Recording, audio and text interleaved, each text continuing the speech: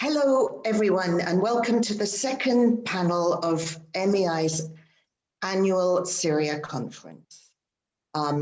This one is going to be looking at the geopolitical aspects of the crisis. We'll look back over the past 10 years to all the geopolitics that has determined Syria's fate in these years. And we'll look forward as well a bit to try and ascertain what's going to happen next. We have a distinguished panel of experts who are going to bring us these perspectives. We have experts from Iran, Turkey, America, and Russia, and they're going to discuss the complicated international dynamics of the Syria conflict. First, I would like to introduce Alexander Aksenenok. Alexander is the Vice President at the Russian International Affairs Council. Next, we have Karim Sajdapur. Karim is a Senior Fellow at the Carnegie Endowment for International Peace and an Adjunct Professor at Georgetown University. We also have Andrew Tabler. Andrew is the Martin J. Gross Fellow at the Washington Institute for Near East Policy and a former Senior Advisor at the US State Department. And finally, Gonul Tol, and Gonul is the director of the Turkey program at MEI. If you want to submit your questions, please use the Q&A feature on Zoom, which you can find on the Zoom screen. For those calling in by phone or watching the panel on the live stream, you can ask a question by emailing events@mei.edu.edu. And if you have any technical issues, please email events@mei.edu. Feel free to ask a question at any time throughout the panel. I will be looking at all of the questions and I will ask as many of them as possible as we go forward.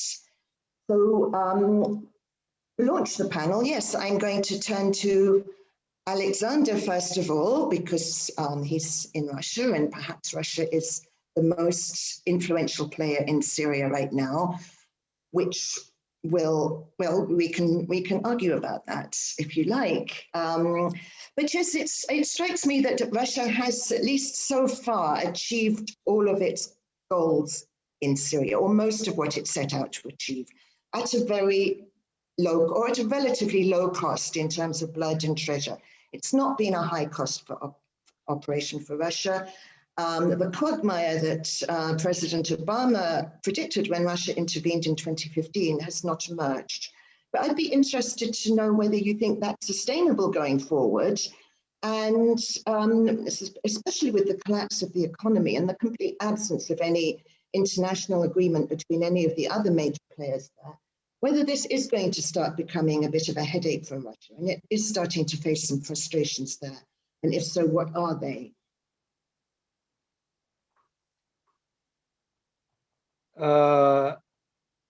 Thank you, Liz. You put so many questions that if I answer all of them, I'm going to steal much time from my colleagues. But anyhow, I'll try maybe in brief to answer the questions you've put forward. So first, about the objectives. Yes, Russia achieved many of its objectives. Embarking on this military operation intervention in Syria. Yes, many of them are well known. I just want to count them in brief. You know, Russia asserted itself not as a regional power, but as a world power. Russia, it was, by the way, the first operation of this kind after Afghanistan, and Russia managed to take into account all the military and political mistakes at that time. Then from pure military point of view, Russian army was in need to test its capacities in battle, in fighting combat operations, and it succeeded. It succeeded, and succeeded surprisingly even for the military command itself, as I can suspect. Yes, and then you know, the in geopolitical terms, Russia wanted to use this operation as a kind of bridge with the West, because it was the decision was taken, and the pretext for intervention was the common fight, counterterrorism fight. It was a slogan of the operation, but it appeared to be, it turned out that Russia wanted it to be Russia-led, and America never led the operation, to be led by the others. So it turned out that these calculations were a mistake to come to some kind of cooperation with the United States. But however, this moment was imminent during the channel, Lavrov carried channel to 2016. It was still imminent between Geneva Conference 2012 and 2016. So geopolitically, Russia didn't achieve all things it was driving at. Regionally, yes, Russia managed to pursue a multi-vector policy in the Middle East. It's, by the way, the only country. It was the only country, and still, which maintained more or less business-like and working contacts and relationships with all influential actors in the Middle East. So economy, yes. Now the weight, the center of weight is being shifted to the economy. And yes, Syria is in a catastrophic situation. And, Russia, in Russia, all the details are well known. But it can, with its partners and allies, with Iran, China, maybe India, some European countries, I think Russia is able to use, and with Turkey, by the way, its role in the south economically is very positive in strengthening the economy. And but it is capable, Russia, I mean, it's capable to keep on float the Syrian economy, just in a sluggish way. It's going to be sluggish for a long time. So I think the maybe some calculations in the West of collapse because of sanctions, I think it's not relevant. It's not relevant. It's only it will be going at the expense of the people without any tangible political results. Frustration with Syrian regime, yes, there is, and I can tell it that their frustration is increasing, and Russia, since between 2013 and 2015, before the decision was taken, there were a lot of contacts between Russia, who mediated, and Russian and Syrian leaders. And Russia was waiting very carefully to embark on this operation or not. And Russia was insisting, even at that time,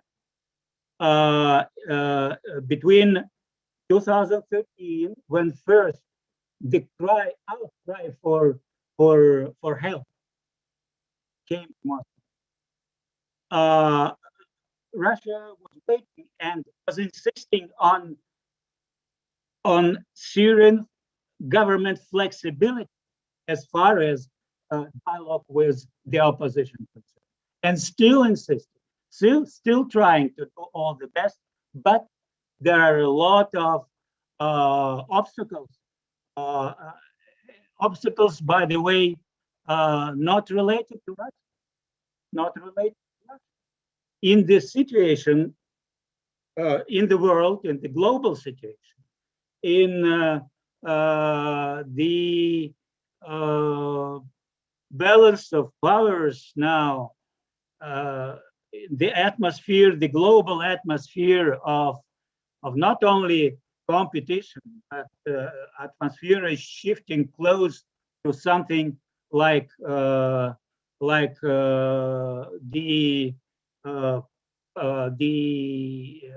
precipice of confrontation in this situation, and the mounting of authoritarian trends in the Middle East as a whole. In this situation, the influence on Assad is not so easy. And in the end, and I would not say Russia is the chief, is a key. Russia wants only, Russia,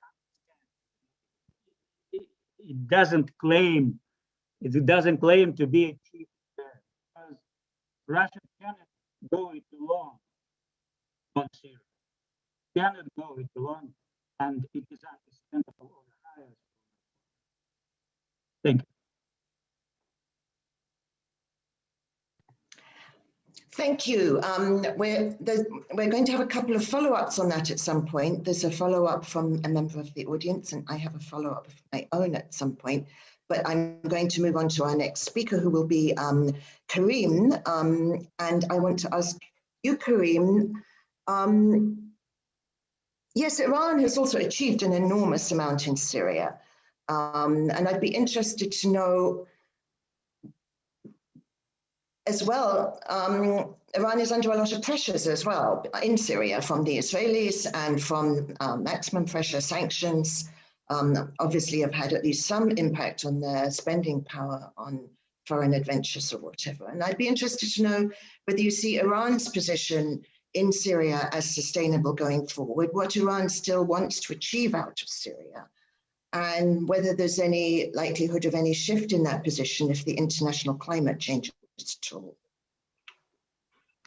Thank you, Liz, very much, and thanks to MEI for inviting me. I think this is only the second panel I've done, virtual panel, since the pandemic broke out last year. I've been focused on a book project, so I'm very rusty. But this panel and this discussion is particularly meaningful for me because one of the best years of my life was spent as a Fulbright scholar in Lebanon, in Beirut, about 15 years ago. Andrew Tabler and I were young men back then, much lighter, less gray hair, and we would spend a lot of time together. And some of my best experiences in Lebanon were my monthly 2-3 day visits to Damascus and traveling throughout Syria. And it was really, you know, just the best opportunity for me to practice my Arabic, because the Lebanese spoke English so well that I didn't practice my Arabic much in Beirut. The reason why I mention all of this is that, as we all know, we're now 10 years into this conflict, and I think we have just been desensitized to the level of destruction and human suffering in Syria. We don't pay attention to it on the same level. And I want to say, as someone of Iranian origin, for me, I feel always the need to apologize to Syrians, to my Syrian friends, for the role that Iran has played in Syria, because I feel too often we use this very anodyne language of it's just, you know, geopolitical power projection. And I guess by virtue of the fact that, you know, it's not a theoretical issue for me, having spent, you know, a lot of wonderful memories in Syria, I feel a real sense of remorse. So what did Iran do in Syria? What is its role now, and what are the future implications? I always quote General Petraeus. He said a couple of years ago that, you know, for years in Washington, there was this maxim that there's quote unquote no military solution in Syria. And he said, well, Russia and Iran didn't get that memo, that there was no military solution in Syria. They created facts on the ground that have now led to the outcome we're currently in. Now, I think one of the lessons that Iran's leaders frankly learned from the revolution, and they've applied it ever since, is that when you're facing popular pressure, never relent, never give in to that pressure, never apologize, because once you start to do that, it's not going to alleviate the pressure. It's going to project weakness and invite even more of it. So if we look back at the Arab uprisings of 2011, Hosni Mubarak apologized to people. 3-4 weeks later, he was done. Ben Ali in Tunisia did the same. A few weeks later, he was done. The lesson that I'm sure that the Iranians were telling Assad, in which he heeded, is that don't apologize, don't cede any ground. And unfortunately, I think that strategy, in Iran's view, has been vindicated, that military force effectively did prevail. Now, what motivated Iran to do this 10 years later, I feel like a lot of the analysis is muddied. And I've read stuff in which people say, well, this was Iran's counter-offensive against ISIS. They needed to protect themselves against ISIS, or else ISIS would eventually come to Iran. Now, ISIS didn't exist when Assad started to kill people en masse. And what I'm trying to say is that Iran's operation in Syria, its intervention in Syria, in my view, was very much offensive against Israel, against the United States, the need to protect this so-called axis of resistance. It wasn't defensive. Now that's the pretext that's been used post facto. It was defensive against Sunni radicals, but this outcome, it didn't need to be like this. And in fact, as you know, Andrew and others have written about, Assad really actually fueled the Sunni radicalism to provide himself a justification, to show the world that it's either me or these Sunni radicals. Now, where are we now? Where is Iran now? You asked the question, Liz, to what extent they can sustain this. I think that the expensive end of this operation is now subsided. They don't need to expend as much as they used to keep Assad in power. And I think now it's much more about, okay, how do we monetize our presence in Syria? Because so far, this has been something which has cost Tehran, according to some estimates, upwards of $30–40 billion. But I would argue it's not something which really reflects the national interests of the Iranian people. This is much more something that reflects the ideological prerogatives of the Islamic Republic. So they're going to now try to see how they monetize their presence in Syria. And I think that's not going to be easy. As you mentioned also, Liz, Iran's presence in Syria has been a sitting target for Israeli strikes, and I think that's going to continue to be the case. The only thing I'll conclude now in saying is that my former boss, Bill Burns, who will soon be the director of the CIA, years ago when he left the State Department, one of the reflections he offered to current American diplomats is, don't just admire the problem, right? We can admire the problem in Syria for the next few hours, but offer some prescriptions, some concrete solutions. And what I'd say, very broadly speaking, is that the only moments throughout the last 4 decades in which I've seen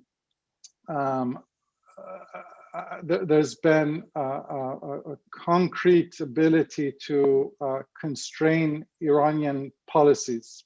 The JCPOA is the best example of this, is when there is a combination of pretty significant multilateral pressure coupled with a rigorous US diplomacy in the service of limited outcomes. What that means is that if you look at the JCPOA, the end game wasn't to eradicate Iran's nuclear program. It wasn't a 10 out of 10 solution. It was a 5 out of 10 solution to constrain Iran's nuclear activities. And looking at Syria, I think we need to apply a similar formula. There does need to be multilateral pressure against Iran's actions in Syria, its complicity and mass displacement. And what I didn't mention from the outcome is that Iran should know better than any country about the perils of chemical weapons usage, having been the victim of Saddam Hussein's chemical weapons. So I think there's adequate cause, and there should be an ability to marshal international support against Iran's role in Syria. That needs to be coupled with some type of US-led diplomatic process, because as Tony Blinken says, the world is not going to organize itself. Middle East conflicts are not going to resolve themselves. So I think that does require US leadership. And the end game should not be unrealistic of removing every single Iranian proxy from Syria, but it's to significantly constrain that. Again, it's not a 10 out of 10 solution, it's a 5 out of 10 solution. So I'll stop there and look forward to further discussion.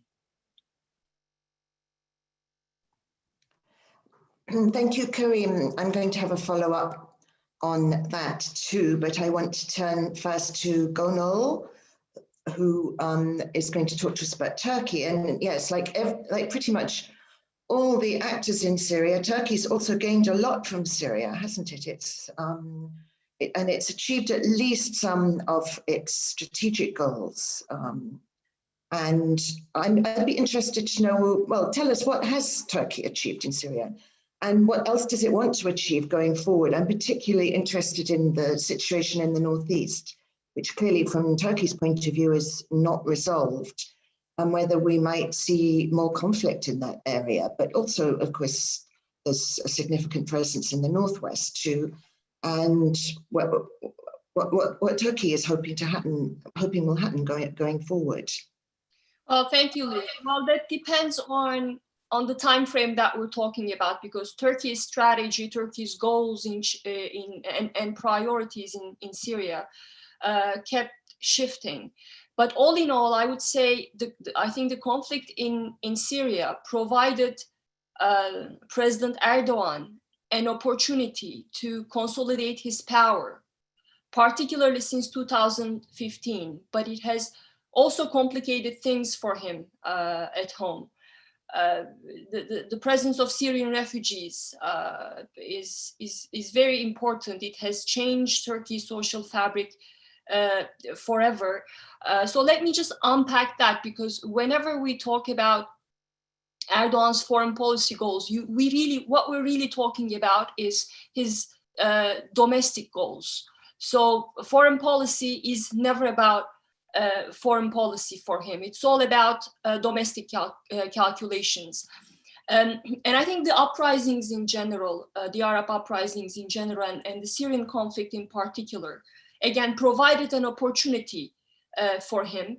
Starting from 2011, at home, he launched an Islamization project in an effort to secure the support of Islamists as well as other conservative segments of the country to switch the country's parliamentary system to a presidential system that would grant him sweeping powers. And he did several things as part of this Islamization agenda. He defined the nation. He embarked on a project to construct a new Turkish national identity along Sunni Ottoman lines. And he made several changes in education, in social policies to inject Islam into society. And he also sought to co-opt the Kurds. He hoped that they would back his presidential dream. And the Arab uprisings gave him the perfect opportunity to extend this Islamization project outward. So supporting Islamist movements during the uprisings was part of that. So this pro-Muslim Brotherhood stance, as well as Erdogan's efforts to topple an Alevi regime that killed thousands of Muslim Brotherhood members in Hama, polished his Islamist credentials at home and also in the region. But his Islamist alliance, so that's why starting from 2011, his number one priority was toppling the regime in Syria. But his Islamist alliance at home fell apart, and the Kurds ended up not backing his presidential agenda, so he changed course. And of course, Assad's decision to give a free hand to Kurds in the country's north, and also the US decision to arm the Syrian Kurdish militia, YPG, all these things had heightened Turkish nationalists' threat perception. They feared that the US was going to midwife an independent Kurdistan on Turkey's border. So this made them a suitable partner for Erdogan. So Erdogan dumped the peace process that he had launched with the Kurds starting from 2015, and he turned to nationalists. So his priorities in Syria shifted accordingly. So from 2015 onwards, you would see toppling the regime took a backseat, and curbing Kurdish advances became Erdogan's number one priority in Syria. And thanks to this nationalist alliance at home, he secured enough votes to switch to a presidential system, and he became the president with in a presidential system with no checks and balances. But for a few years, the troubles that he's facing at home is so big that even his alliance with nationalists is not really doing the trick for him anymore. And in 2009, we've seen that he lost all major cities to the opposition. And one of the top reasons for his loss was this nationalist backlash against 4 million Syrian refugees who are living in Turkey at the moment. And that means his top priority in Syria is now preventing another refugee flow and holding on to the territory that Turkey had captured to make sure those Syrian refugees living in Turkey can return there. So again, when we talk about Erdogan's goals in Syria, we really have to specify what time frame we're talking about. Currently, for a long time, Erdogan has worked very closely with Iran, with Russia, and the regime to make sure that his number one priority of curbing Kurdish advances could be secured with the help of these actors.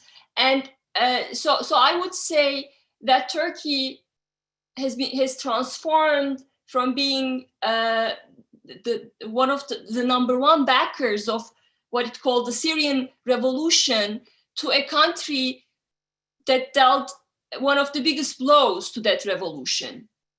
Because after Erdogan's priorities shifted, Erdogan enlisted the rebels in his fight against the Kurds. So I think it's also important to understand why Turkey did what it did in Syria. Again, these domestic calculations and Islamist ideology early on in the conflict played a role. Later, it was a nationalist ideology. All those things shaped the steps that he took. But also, I think it was the result of Erdogan and Davutoğlu duo's misreading of the developments in the region and their lack of understanding of the Syrian regime and society. I think they thought that they were, and they were not alone in thinking this, they thought the uprising in Syria was going to be swift, just like in Tunisia, like in Egypt. It would result in the rise of the Muslim Brotherhood, and that the US would militarily intervene to help the opposition. Those were the assumptions. But of course, what they did not understand was that the structure of the Syrian regime was very different than that of Egypt. And also the social fabric and the regime's relationship with Syrian society was, the Syrian society's different segments of society was quite different.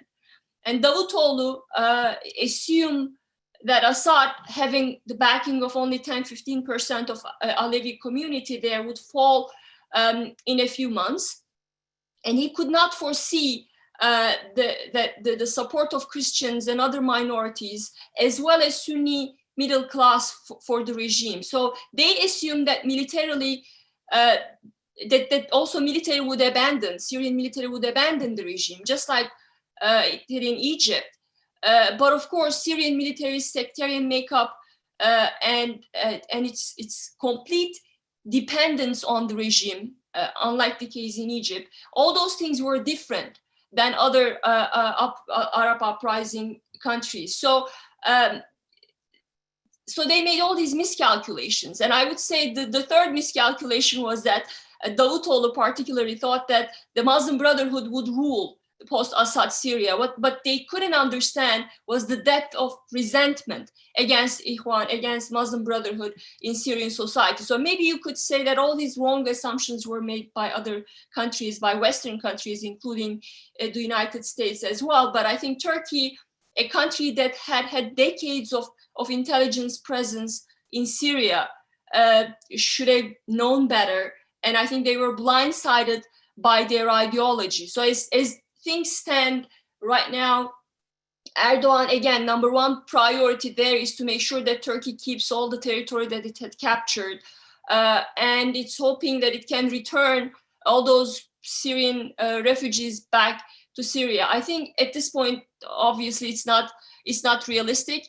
And also on the Kurdish question, as long as there's a domestic process to resolve the issue, that will be a problem, that will remain a problem. The Kurdish presence there and the US partnership with the Kurds will remain a problem for Turkey. So if you look at it from a bigger perspective, I think at the end of the day, Erdogan did achieve some things, but in the big picture, his missteps in Syria will remain a vulnerability at home and also in the region.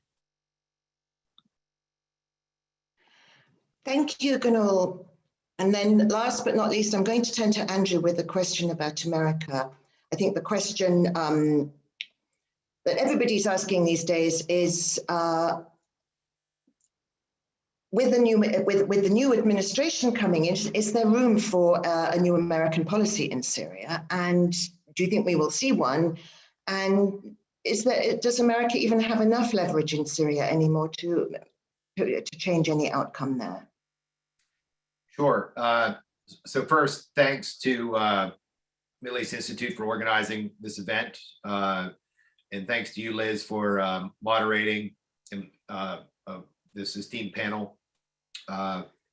So in terms of looking ahead, and if there is a policy, over the last few years, the Trump administration built a new Syria policy that succeeded that of President Obama.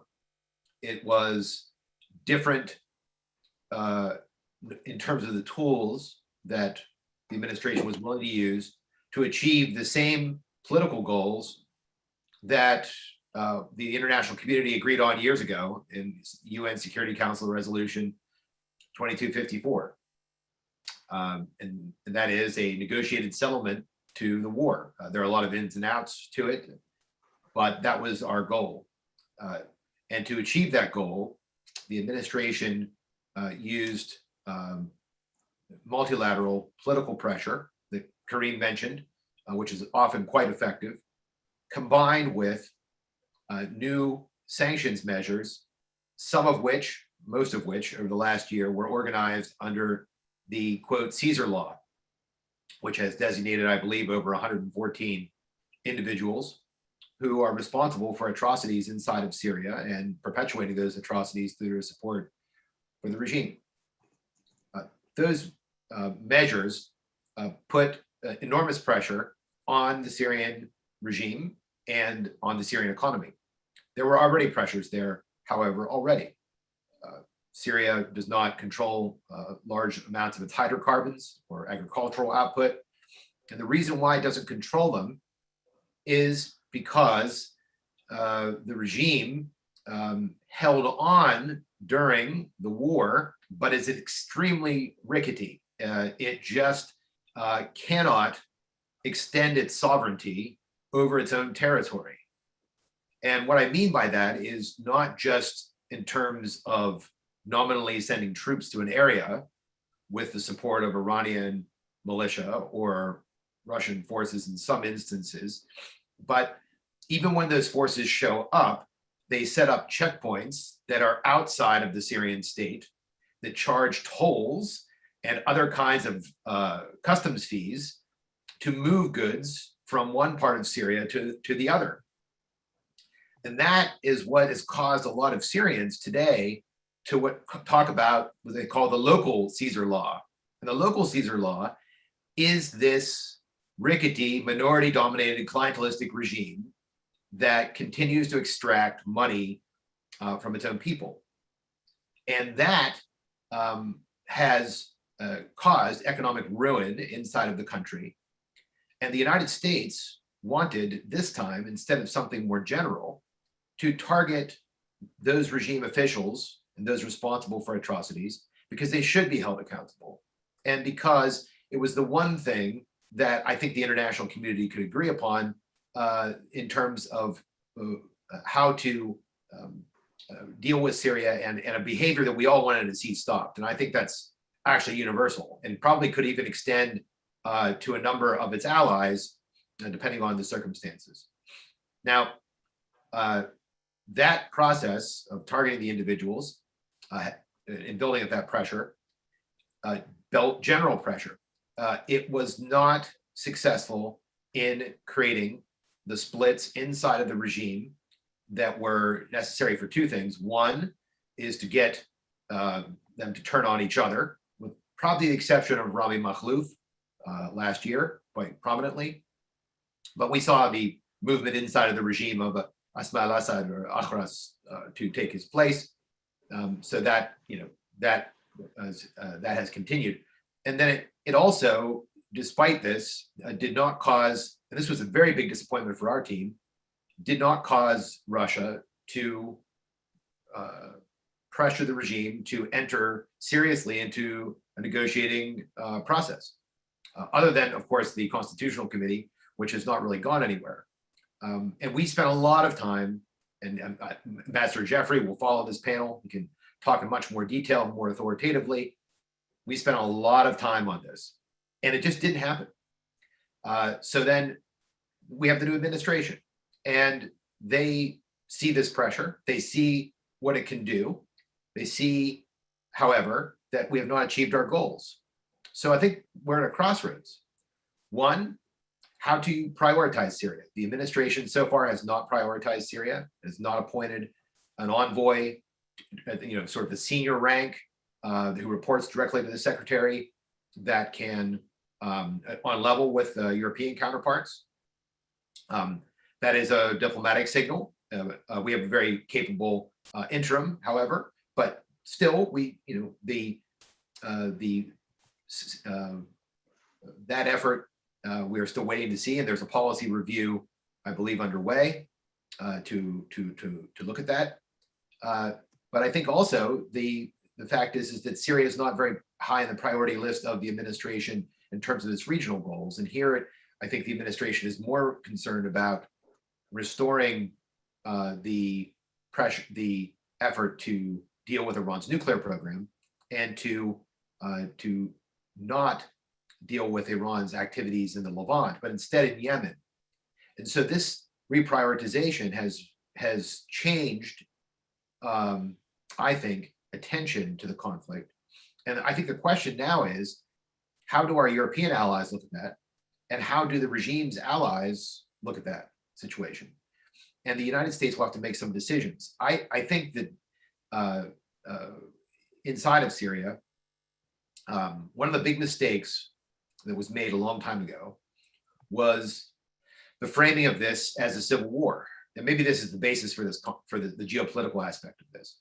It was a civil war at a certain point, a reaction to a protest movement by the regime and the bloodbath that followed. But when you look at all of the forces converging on this space, it is a regionalized war with this rickety regime that is increasingly looking like North Korea. There are layers to this. I just, as you mentioned, just left government, first on the NSC and then from the State Department. I can tell you that this war stopped being about Syria a long time ago. It's very prominently about a dictator and his people trying to overthrow him. It's also about just absolute brutality, but also the chemical weapons use, the nuclear file still outstanding, narco trafficking, the new wave of the future in Syria, the role of militias expanding over sovereign territory. So we all pay lip service to restoring Syrian sovereignty and committing to it. But when we actually get to acting, we do anything but. And what I mean by sovereignty here is not the nominal sovereignty that the Assad regime has in terms of the Syrian Arab Republic and what's left of it, but is rather a negotiated settlement that improves governance in the country so that we all can walk away from this conflict with a sustainable solution. Until we achieve that, I'm afraid we're just going to be back here at the end of another administration talking about the same thing. And I think the lessons learned from the conflict indicate that on Syria there has been more of a politics of ambivalence than action. And until we get away from that ambivalence and start moving in a direction together, I just can't see the Syrian war as it's known ending.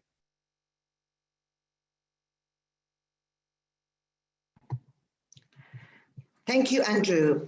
Everybody's raised some really interesting points here that I'd like to discuss a bit more, but first I am going to ask a question from the audience. The first one is from Remco Ruud, and this is to Alexander. Can you elaborate a bit more about Russia being able to keep supporting Syria's economy? Do you have any figures to support your statement there?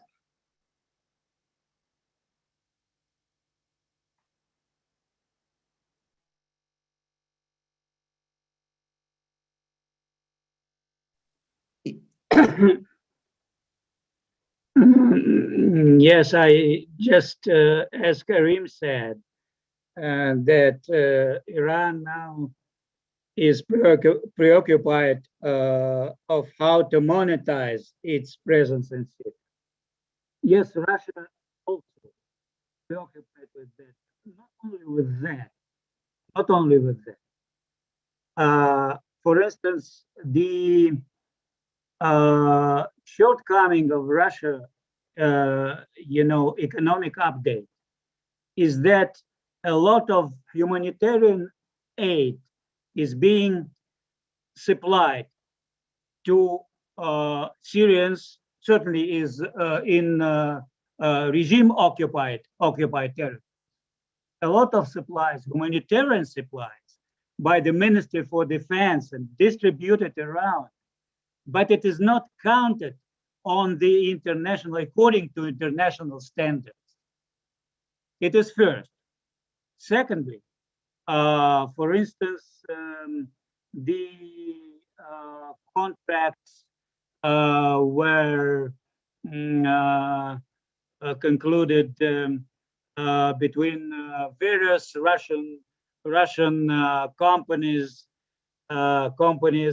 that are already under sanctions. They have nothing to lose. For export of Syrian production, phosphate, then Russia is helping to revitalize the energy sector, to sanitation, building schools, building hospitals and other objects of important for normalizing the everyday life of Syrians, of ordinary Syrians. And then these supplies of grain supplies, wheat supplies. It is also important because you know that the prices are going up and up, and so partially the supplies are being executed, carried out on commercial basis, but the great deal goes as grants to Syria. But you know, it's a very support. It's a very important, very vital support for the ordinary Syrians, for the population. Yes, maybe I forgot something. It is the major one. And then when the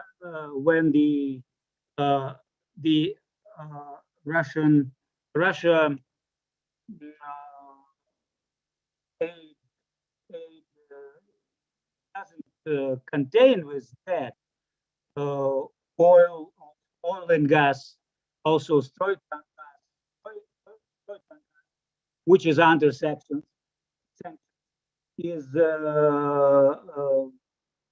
participating in preparing the reactivating the Syrian oil industry, oil and gas industry, in preparation for the post-war settlement and the unification of the country by some way or another.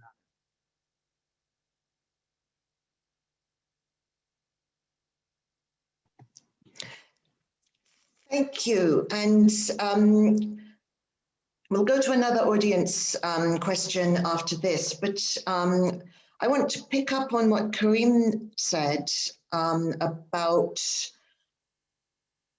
multilateral pressure on Iran, and sort of and whether there's any likelihood of that actually happening in the international context right now. And more generally, I mean, the Obama administration's whole thing was that America and Russia could cooperate to bring about a solution to Syria. It now seems international cooperation is sort of almost the last thing that's likely to happen. All these countries have completely contradictory aims, and where two coincide, they differ on other points.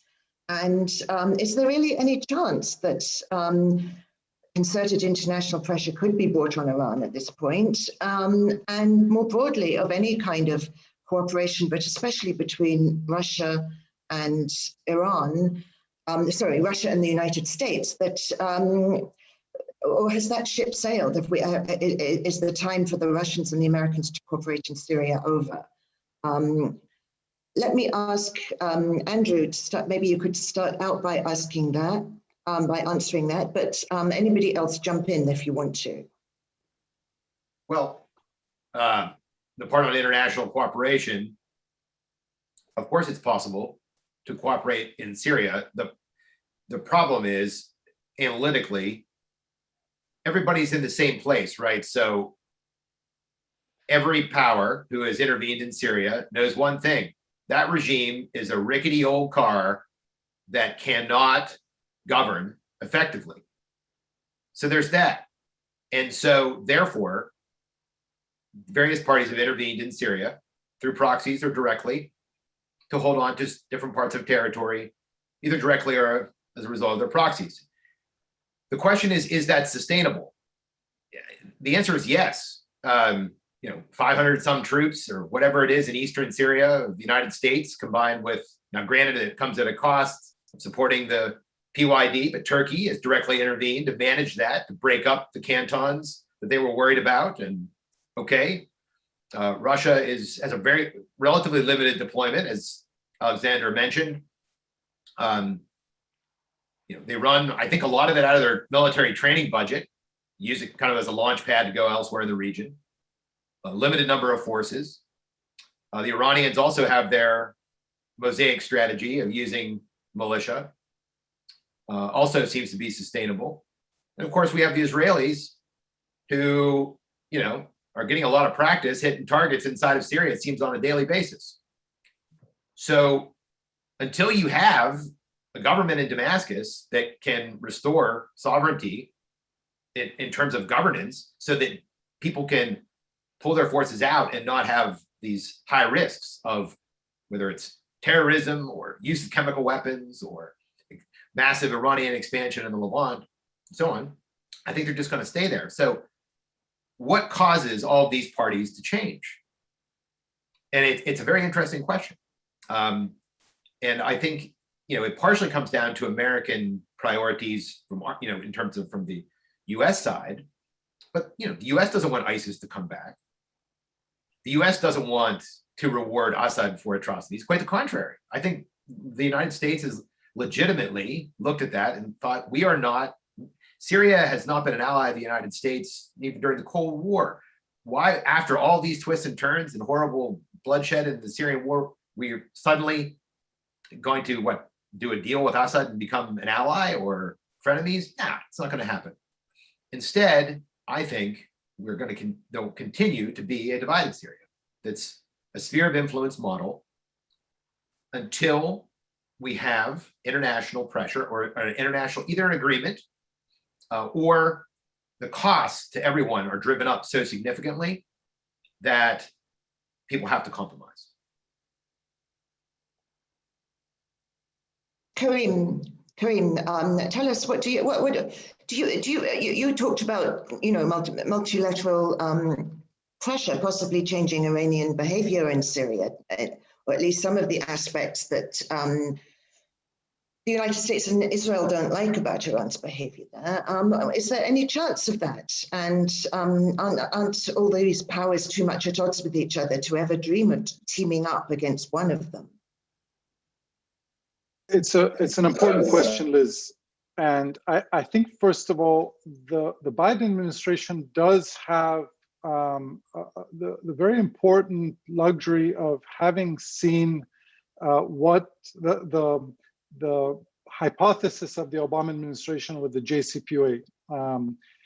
There was a hope from Secretary of State John Kerry. I was reading CIA Director John Brennan's memoir recently, and he talked about even at the White House, President Obama believed that the JCPOA could potentially be transformational. It could take an adversary relationship with Iran and eventually transform it. It would strengthen moderates within Iran, and it would help to stabilize the Middle East and bring about cooperation between the United States and Iran.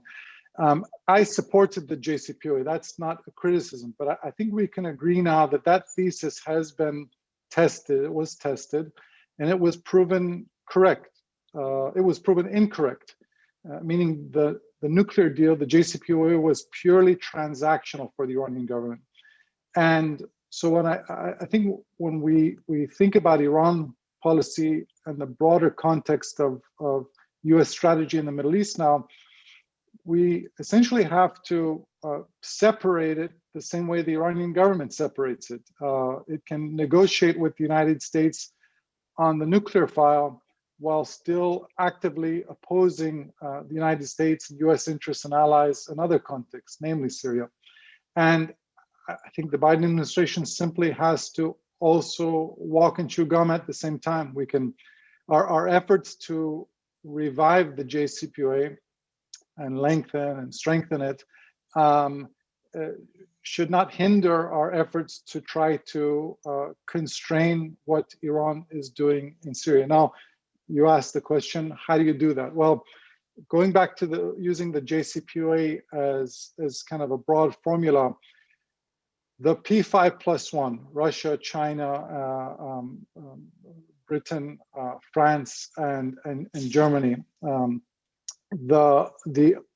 what brought them together was this underlying view that Iran should not have a nuclear weapon. All these countries have very different interests vis-a-vis Iran, but that was the unifying factor. None of these countries wanted Iran to have a nuclear weapon, and they combined pressure and diplomacy to spawn the outcome of the JCPOA.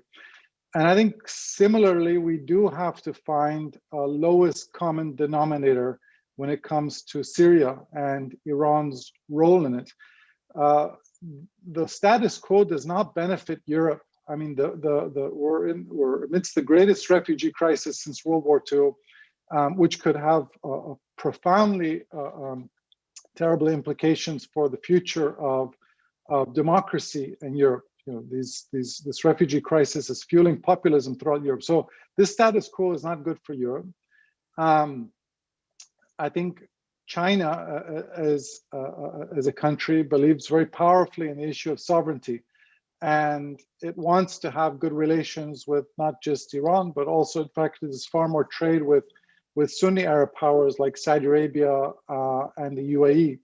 And so I think for China, the appeal could be restoring sovereignty, and so, or at least getting folks out of Syria. I think that essentially you have to try to find what is that lowest common denominator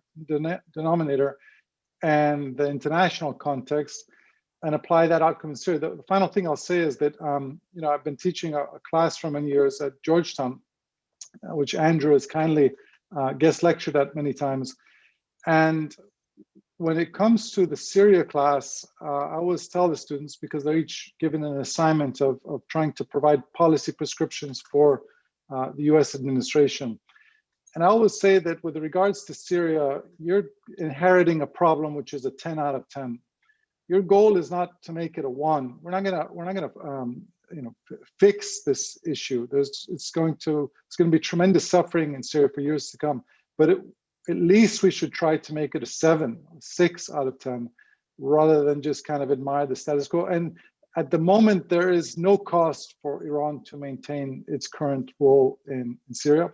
And I do think the Biden administration has an opportunity to marshal international support, because again, the status quo, with perhaps the exception of Russia, is not beneficial to other great powers or other regional powers. Thank you, Karim. And yes, I'm going to turn to Gonal because you mentioned the refugee situation and the refugee situation in Europe.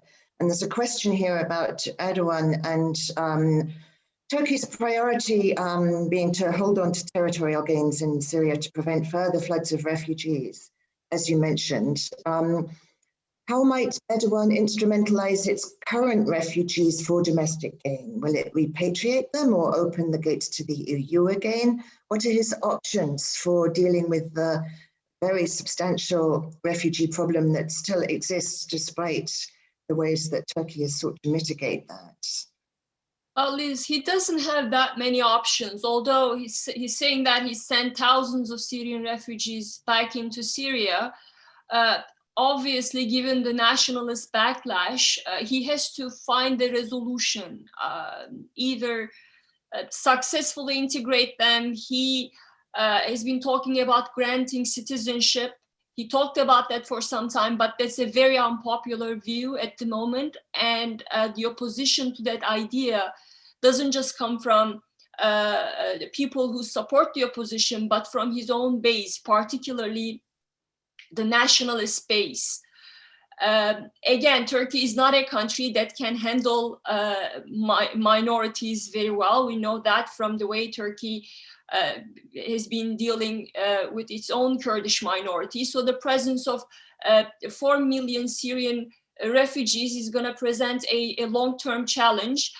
What is the solution there? For me, obviously, granting them citizenship is a solution, but politically, that's not really possible for Erdogan. So he's now framing Turkey's military presence there as a solution, as a long-term solution, so the refugees can return there. Obviously, in the absence of a peaceful mechanism there, he cannot simply send them back. And it would be against international law. You can't force people to return to a war zone. So that's not a long-term solution. How else can he instrumentalize the Syrian refugee problem? Well, he has so far, because of he used the refugee question as a tool against the European Union. Just last February, he opened the gates and he bussed thousands of people, Syrians, to the border, Turkish border with Greece. But then it backfired because many European countries, obviously Europe, they don't want another refugee flow. And that was one of the reasons why the European countries settled on a very transactional approach with Turkey, and at times even remained quiet in the face of Erdogan's domestic clampdown. They said, you know, we need Erdogan, we need him on board, because they're terrified of the prospects of another 2015 refugee crisis. And Erdogan has used that masterfully. But what we've seen last year in February 2020, when Erdogan opened the gates, was that many European countries said, look, we don't want to be taken hostage by Turkey. And Erdogan did not get what he wanted, so he quietly backed down. So in my opinion, that's why he doesn't have that many options, because first, it's not going to be, the refugee question is not going to be as effective. It's still effective, but it's not going to be as effective mechanism because the European countries have put in place a mechanism to prevent a 2015 scenario. Today they're more prepared. And again, the Turkey's relationship with the European Union is so complicated on so many levels in Eastern Mediterranean, Libya, Cyprus, domestic problem. All those problems present a huge challenge, and the European Union countries are divided, but there's the consensus is that Turkey and Erdogan is a very problematic actor. And all these things, I think, diminishes the leverage that Erdogan has at the moment.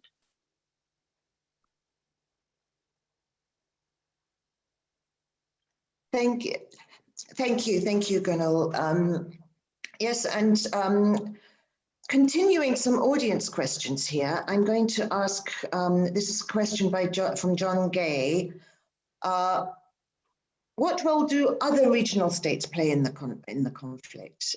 Obviously, the countries we have represented here are not the only players in Syria, but they are the most significant, the ones with troops on the ground. But there's clearly a big role for the Gulf countries, and I see a bit of a tussle developing as well for the Gulf countries' role in Syria. The US would like them to act on their behalf. Russia wants the Gulf countries to be on their side in Syria. And then, of course, you've got Israel, Jordan, and Iraq, also with roles to play in Syria. Alexander, how do you see that? What does Russia want to get out of the UAE, and the UAE, the Saudis, the Gulf countries. What role does it see for them? And then maybe after that, Andrew could talk a bit about what the US is hoping those countries will do in Syria and whether this is going to give them a lot of leverage or not. The recent foreign minister, Russian foreign minister Lavrov's trip around the Gulf region was not the first, and I'm sure not the last, attempt to draw the attention of the leaders of the Gulf to the catastrophic situation in Syria, not only economically, but in political terms as well. The first aim of his trip was to convince the leaders of these countries to revisit, to reconsider their policy with respect to Syrian rehabilitation in Arab, return Syria to the Arab fold, which the United States, hamper, which direction, hamper with all their methods, all their well-known instruments. But it is must now to get the Syria back to the Arab League, because the decision which was pushed by Qatar mainly and Saudi Arabia at that time, when before Tamim, that time when the Deputy Prime Minister of Qatar and Minister of Qatar, or Minister for Foreign Affairs, was so ambitious as he made as strongest and the diabolic pressure on the Arab League to take this decision, and this decision was a big blunder. Was a big blunder because it put the start to internationalizing of Syrian conflict. The Syrian conflict was internationalized by the Arab League, by the Arabs themselves, by their mistakes in assessing the whole situation, the whole global situation, just for the sake of their ambitions, of their local egoistic. Second aim of Russian foreign minister trip to the region was to mobilize, as far as it's possible, the obstacles are well understood and conceivable, but to change their attitude to supplying Syria as the first step with humanitarian state to step up their humanitarian aid to Syrian people, to Syrian ordinary people. Certainly, Russia fully realized the dependence of these states as to the United States, yes, but there are some shifts in the UAE, United Arab Emirates position. Maybe Saudi Arabia not yet, but still it understands that the first some steps on political track should be done before taking final. And then on political track, the Constitutional Commission. Certainly, Russia, I said, and his behavior on the five rounds were wasted. So much time was wasted during these years. But it is high time, and maybe time has run out now. So Russia gave its approval to going ahead with presidential election without direct liaison of these elections with the outcome of the work of constitutional commission. Yes, but it is the last chance for Syria. And I think that Bashar Assad and I just said that Russia achieved part of its goals, but it didn't achieve the major one. Russia won the war, but it didn't win. And every country involved, including Syrian region, could be spoiled. But Russia wants to meet all the ends, to make all the ends met, and to get a combination of benign interests, of overlapping interests in this conflict. There are a lot of overlapping interests, not only divergent. But yes, Russia in favor of multilateral cooperation. I don't know how the United States look into sustainable solutions in Syria, but Russia, as far as I understand, and the best of my knowledge, sustainable solution is to get Syrian regime legitimized after the political reforms, economic reforms, and to have a friendly, if not friendly, but more or less loyal regime, which is recognized not only by Russia, Arab states, and by the West. I don't know if it's possible, but it is the solution Russia is driving at.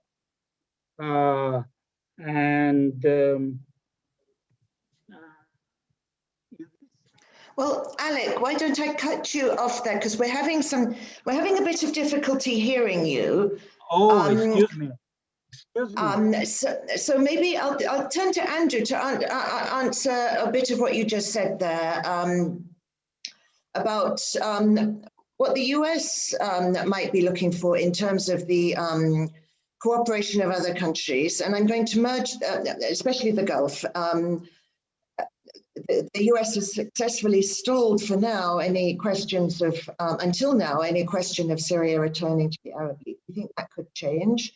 Are the Gulf countries going to remain basically in line with the US on Syria, or could they swing over to the other side? And I'm going to merge that with another audience question about, will the Biden administration continue the Caesar sanctions policy that the Trump administration started, or could you see them lifting those sanctions or alleviating them a bit? Okay, so I would agree with Alexander. I think, Russia, through its intervention, limited, was able to keep the Assad regime in power over a part of Syrian territory, and by that definition, won the war, but as he pointed out, has not been able to win the peace. And the reason why they haven't been able to win the peace is because now they're responsible for delivering this rickety, minority-dominated clientelistic regime to like a serious process that people have to believe. Syrians first and foremost, then everyone else. Let's take the presidential elections. I don't know if any of you have observed Syrian presidential elections in your life. I have. Liz, I'm not sure about you, but look, they're a joke. I mean, it's it's terrible. The degree, and everyone knows they're a joke. So the problem now is that if the Syrian people know they're a joke, and if the international community know they're a joke, how does that actually solve anything?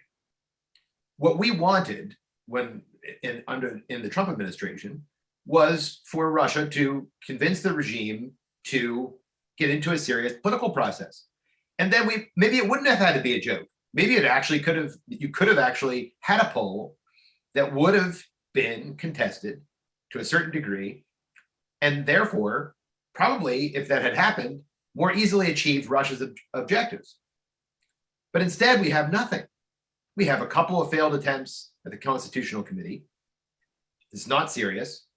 And I think Russia has tried with the regime to, get them to behave, if that's a way to put it. But the fact is that Assad, this rickety system is in an advantageous position. If it doesn't get what it wants from Russia, it can go to Iran. If it doesn't get what it wants from Iran, it can go to Russia. And this is the game. Russia plays this very well because Israeli jets are flying over Syria and other munitions are being fired into Syria on a daily basis, and Russia doesn't turn its air control systems on. And that is a tremendous cost. But even that hasn't brought the regime along. Probably because the strikes are pinpointed on Iran itself and not on the regime, oftentimes. So, okay, to your point, Liz, about what we want from regional parties. Everybody's in the Syria game. The big parties are the ones that are funding it or have funded it over the course of the war. It's been pretty haphazard.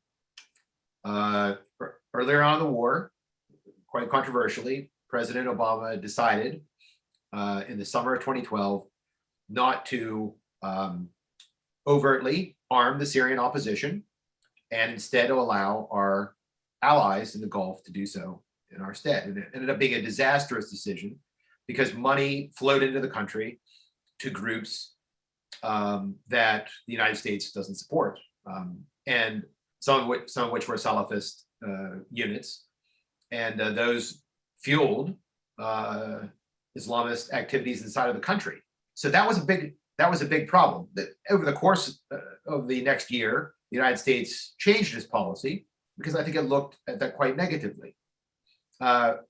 So, we have the big players who supported activities inside of Syria, the Emiratis, the Saudis, the Qataris, the Kuwaitis, others. But now the role that we want for the Gulf countries and our allies is to help fund the peace that Alexander was talking about. And that's a sustainable peace. So we have a decision. We can do like we used to when the Gulf countries used to come with literally dump trucks full of money and gold, come up to the Syrian border and dump it over the border and watch the regime run off with it and nothing happens. It's pouring money down a black hole. Or you can actually invest in something that's going somewhere that maybe even Russia would benefit from, that could rebuild things and make it better for Syrians. Problem is we don't have that. The one thing that's caused thrown a wrench in this is the Gulf split between the Qataris and the Emiratis in particular, but also Saudi Arabia, because here you have different parties, particularly the Emiratis, playing a role in sort of flirting with the regime along with Egypt, and it seems to be in some kind of attempt just to undermine Qatar and its alliance with Turkey, even though they don't see the big picture that actually this process isn't going anywhere. Now, the one thing that also tugs on this, and I will say this, the fact is also that the opposition is horribly divided. It hasn't done us any favors or anyone else any favors, including most notably the Syrian people, in this whole thing.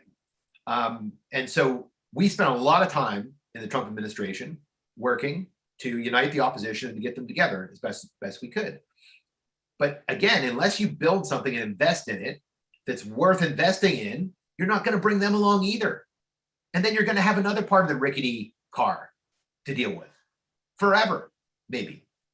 And as long as that's sustainable, that's great. If it's not sustainable, then that's a problem.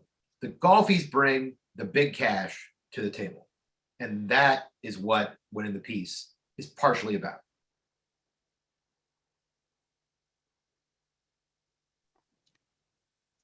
Thank you, Andrew. Yes, I want to pick up on something that you just said there and turn to Karim, which is that the way the regime actually leverages these different powers, but especially Iran and Russia, by playing one off against the other, to still become ultimately at least an arbiter of its own fate, and perhaps it's got actually more influence over what happens than any other player in the country still, despite the presence of all these foreign forces. Karim, how much are Iran and Russia rivals in Syria? How much are they allies in Syria? Do you ever see them falling out over Syria, or do they both have too much to lose to let the other one go? You know, Liz, ever since Russia's intervention, people have been predicting that there's soon going to be a conflict between Russia and Iran in terms of their differing endgame strategies and over the spoils of war. And I'm sure there have been quibbles and they have their differences, but I haven't yet seen concrete signs of those differences outweighing their common goals. And seems to me that it's a mutually beneficial relationship at the moment, and that, as you mentioned to Alexander from the outset, the predictions that this was going to be another Afghanistan for Russia were proven wrong. And the reason why those predictions were proven wrong is that Iran and its proxies provided Russia the ground power that they needed. They did the dirty work. Russia could just rely on its air power. And it was both financially, militarily, in terms of human cost, an inexpensive operation for Russia. Likewise for Iran, Iranian ground support, the support of Iranian militias and Hezbollah on its own would perhaps not have been sufficient to preserve Assad's rule. So they need Russia as well. And it seems to me that, yes, they will have tactical differences. I think among the most notable differences are Iran wanting to use Syria as a launching pad against Israel, and Russia essentially ignoring repeated Israeli strikes on Iranian outposts in Syria. I think we'll continue to see things like that. But it seems to me that there's not an alternative scenario I can see in the near-term future in which the differences between Iran and Russia in Syria outweigh the common interests. But I think that's frankly where US leadership is necessary, to Andrew's point, because they don't have Russia and Iran don't have identical interests in Syria. And I think US leadership of trying to pick off and accentuate these divisions, I think are important.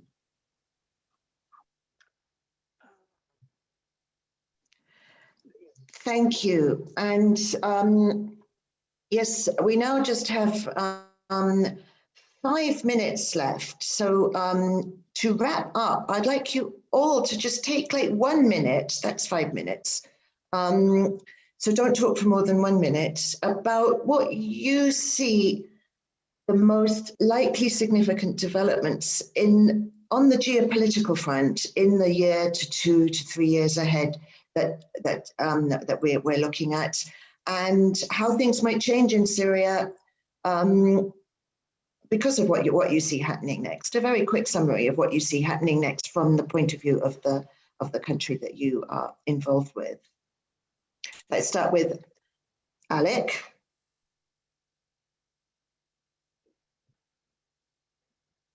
Yeah.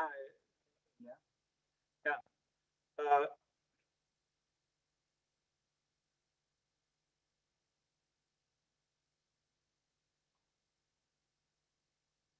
oh.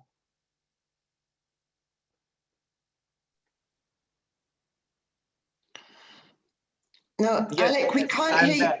I'm back. Okay. Excuse me, I'm back. I'm back.